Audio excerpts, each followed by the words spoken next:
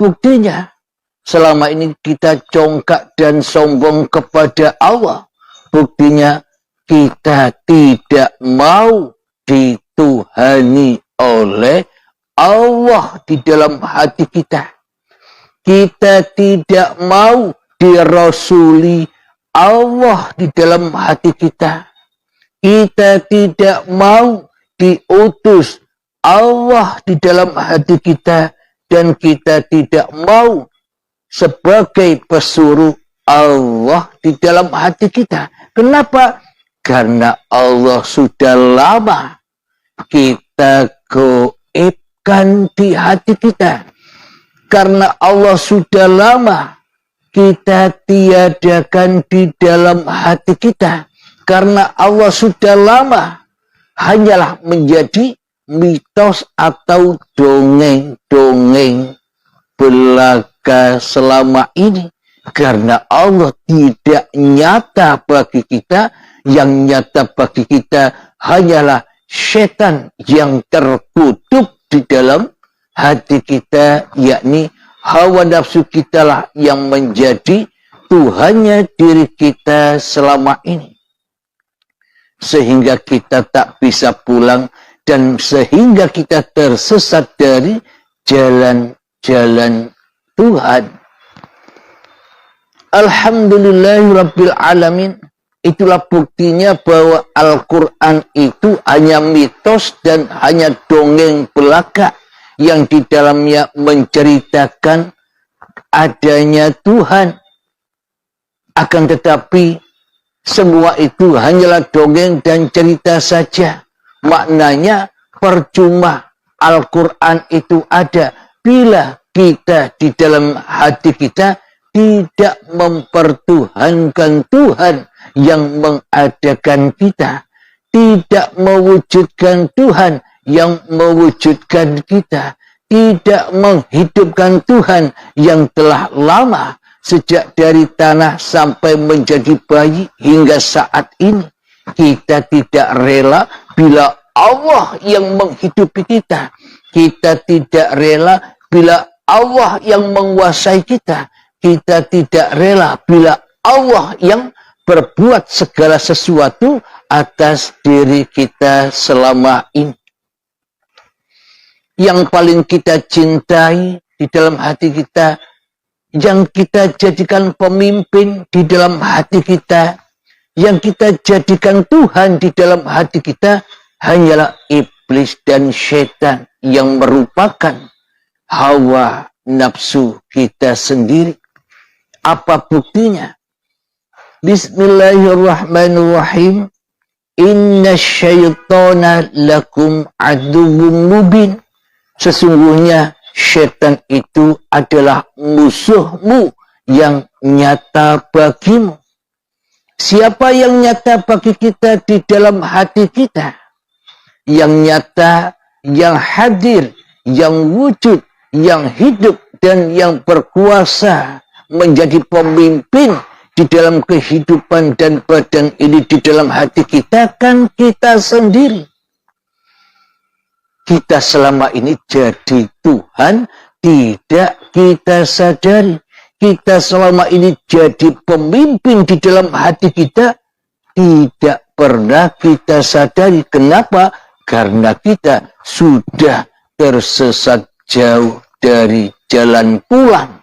Sudah tersesat jauh dari jalan Tuhan selama ini. Maka kita selalu dan selalu tinggal di dalam neraka jahanam. Karena kita tak bisa pulang dengan kendaraan iman, dengan kendaraan roji'un, dengan kendaraan lillahi ta'ala.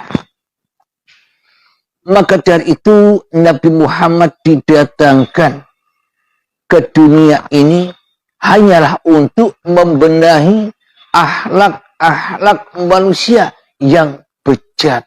Akhlak-akhlak manusia yang selalu menjahili Tuhannya. Yakni kita selama ini, ya termasuk saya, jadi umat atau kaum jahiliyah yang mana selalu dan selalu mempertuhankan diri kita sendiri daripada mempertuhankan Tuhan yang telah menciptakan diri kita. Alhamdulillahirabbil alamin. Kita kembali kepada kisahnya Nabi Musa dan Nabi Khidir. Selama ini kita selalu menjadi Nabi Musanya, yang mana hati selalu bergejolak, yang mana hati selalu kontradiksi, yang mana hati selalu tidak cocok bila tidak sesuai keinginan hati kita. Seumpama kita diuji oleh Allah dengan kodok dan kodarnya Allah, kita selalu melawan, kita selalu tidak rela, tidak ridho bila keadaan-keadaan yang menimpa kita di dalam kehidupan ini tidak sesuai dengan apa yang kita inginkan. Jadi keinginan kita sebagai setan lebih besar di dalam hati kita daripada keinginan Tuhan terhadap diri kita. Kodok dan kodar di dalam hati kita, di dalam hawa nafsu kita sendiri, kita kedepankan daripada kodok dan kodarnya Tuhan yang telah menciptakan kita selama ini. Sehingga kita tidak ridho bila kita menghadapi dunia ini dengan hal-hal yang tidak kita inginkan. Dengan kesulitan-kesulitan menggapai dunia. Dengan kesulitan-kesulitan menggapai pangkat. Dengan kesulitan-kesulitan menggapai jabatan. Kita tidak ingin apa yang kita cita-citakan tidak berhasil. Karena kita selama ini menjadikan pemimpin setan-setan, yakni hawa nafsu kita sendiri, daripada kita menjadikan pemimpin Allah yang memerankan dan yang memperjalankan kita. Sehingga Nabi Musa selalu protes dengan apa yang dilihatnya yang tidak sesuai dengan hatinya, dengan hawa nafsunya. Maka dari itu semua adalah lambang-lambang, kiasan-kiasan diri kita sendiri yang selama ini kita melihat hal-hal yang di luar diri kita yang mana tidak cocok, tidak sinkron untuk kita konsumsi, tidak sama dengan diri kita, kita sudah menganggap salah dan sesat. Itulah gambaran Nabi Musa selama ini, yang mana di dalam hati kita selama ini hanya kehadiran diri kita sendiri di dalam hati kita, yakni kita selama ini menjadi Nabi Khidirnya setan. Kenapa? Karena setannya hadir di dalam hati kita daripada pencipta setan itu sendiri. Jadi selama ini pun kita juga menjadi Nabi Khidir, tapi Nabi Khidirnya, tapi utusan-utusan setan. Nabi Khidirnya setan. Karena nyembah setan. Karena pulangnya kepada inna syaitana lakum aduwwun mubin. Sesungguhnya setan adalah musuh yang nyata bagimu. Siapakah yang wujud, yang hidup, yang nampak, yang nyata di dalam hatimu? Bila bukan Allah, itulah berarti setan.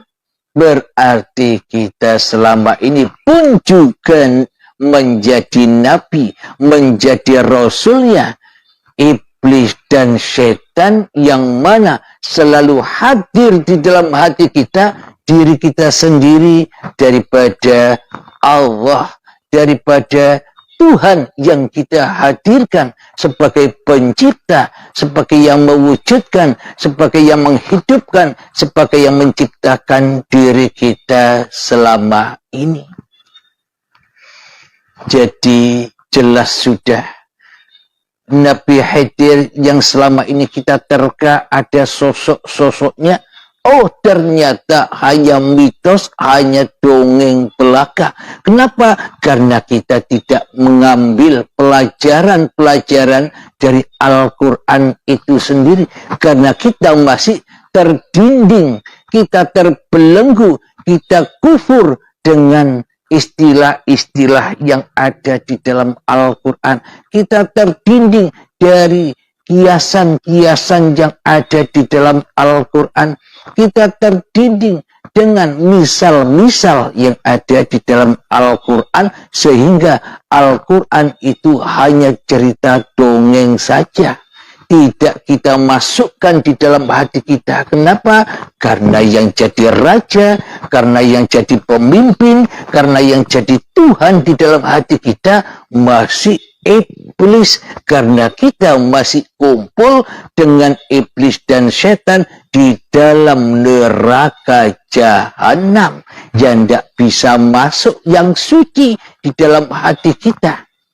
Karena kita jadi rasulnya setan, jadi utusan setan, jadi pesuruh-pesuruh setan untuk selalu berkhianat kepada Tuhannya, untuk selalu menolak dan menolak perintah-perintah Tuhannya, untuk menolak kewujudan Tuhannya, untuk menolak uripe Allah, untuk menolak hayatullah, untuk menolak kekuasaan-kekuasaan Allah yang ada pada tiap-tiap diri manusia.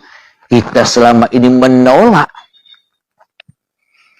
Benar seolah-olah kita iman.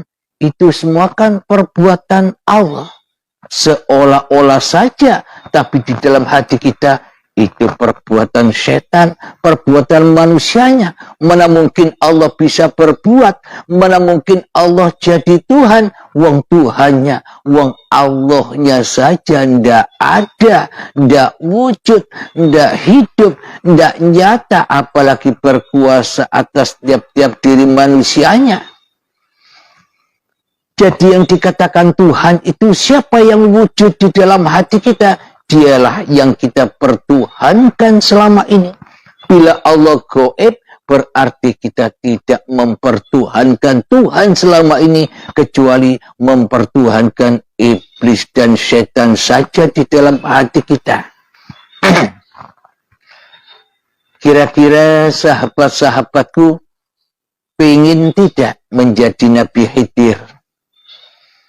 Maknanya kepingin tidak Allah selalu hadir di dalam hati kita. Jadi yang dimaksud Nabi Khidir itu ya nabinya Allah, ya Rasulullah. Jangan terkecoh, jangan terbius, jangan terbelenggu dengan sosok-sosoknya. Yakni bila kita ingin menjadi Nabiullah Khidir, menjadi Rasulullah, sehingga kita bisa bersyahadat asyhadu an la ilaha illallah wa asyhadu anna Muhammad Rasulullah, maka jadilah Nabi Khidir. Maknanya hadirkan Allah selalu sebagai Tuhan dan pemimpin kita, daripada menghadirkan iblis dan setan yang menjadi pemimpin dan raja, bahkan jadi Tuhan kita selama ini. Dengan apa cara menghadirkan Allah?